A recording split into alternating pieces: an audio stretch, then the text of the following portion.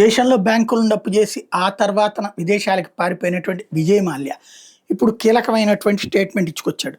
అప్పులు తిరిగి చెల్లిస్తానని చెప్పినా నా మీద దొంగనే ముద్ర వేశారంటూ తను చెప్పుకొచ్చారు. ఆర్థిక మాంద్యం కారణంగానే తన సంస్థ దెబ్బతిందని వాపోయారు. ఆర్థిక ఇబ్బందులు భరించలేక ఎయిర్లైన్స్ పరిధిని కుదించాలనుకుని నాటి ఆర్థిక మంత్రి ప్రణబ్ ముఖర్జీని సంప్రదించానని, కానీ ఆయన తిరస్కరించారని చెప్పారు. మోసం, మనీ లాండరింగ్ ఆరోపణలు ఎదుర్కొంటున్న మాల్యా శుక్రవారం యూట్యూబర్ పారిశ్రామికవేత్త రాజ్ శ్యామనితో పాడ్కాస్ట్లో సంభాషించారు. కింగ్ఫిషర్ పతనానికి దారితీసిన పరిణామాలు వివరించారు.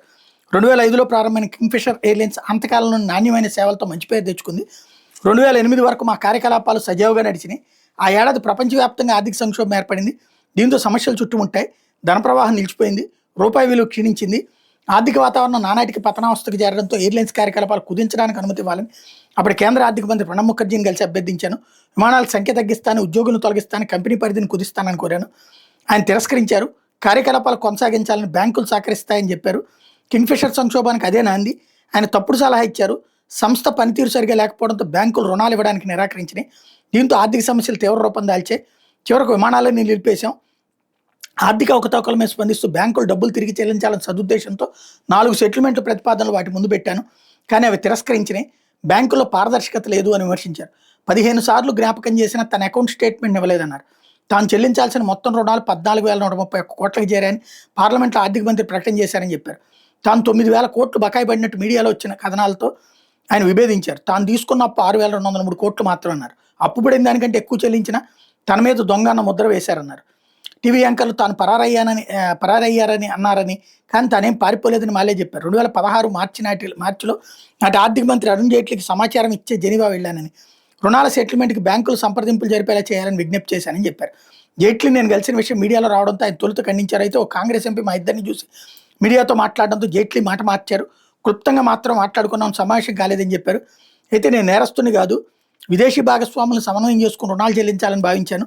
ఈడీని సమయం కోరాను. అయితే విదేశాల్లో ఉండగా నా పాస్పోర్ట్ రద్దు చేయడంతో భారత్ తిరిగి రాలేకపోయా అని చెప్పారు. కింగ్ఫిషర్ పతనానికి తొలిసారి మాల్యా బహిరంగ క్షమాపణ చెప్పారు. అరుణ్ జైట్లీకి చెప్పే విదేశాలకు పారిపోయానని మాల్యా చేసిన వ్యాఖ్యల మీద కాంగ్రెస్ స్పందించింది. ప్రధాని మోడీ ప్రవచేత పకోడా ఎకనామిక్స్ నేరపూరిత ఎకనామిక్స్గా మారాయని AICC media incharge Pavan Khera ధ్వజమెత్తారు. మరి ప్రణబ్ ముఖర్జీ నాశనం చేశాడని చెప్పాడు, అది పక్కకి వెళ్ళిపోయింది. ఒక వ్యాపారవేత్తకు అవసరమైనటువంటి బెనిఫిట్స్ ఇచ్చి ఎదిగేలా చేయడం కాకుండా ఆ వ్యాపారం నాశనం కావడానికి సహకరించినటువంటి లేదా కంట్రోల్ చేయలేనటువంటి కాంగ్రెస్ పార్టీ ప్రభుత్వం ఆనాడు. ఆ తర్వాతన డబ్బులు రాబట్టకపోతే విజయ్ మాల్యా లాంటి వాడితో కాంట్రాక్ట్ అంటారు కాబట్టి వాడి దగ్గర నుంచి మిగిలిన డబ్బులన్నీ లాక్కొచ్చింది బీజేపీ గవర్నమెంట్.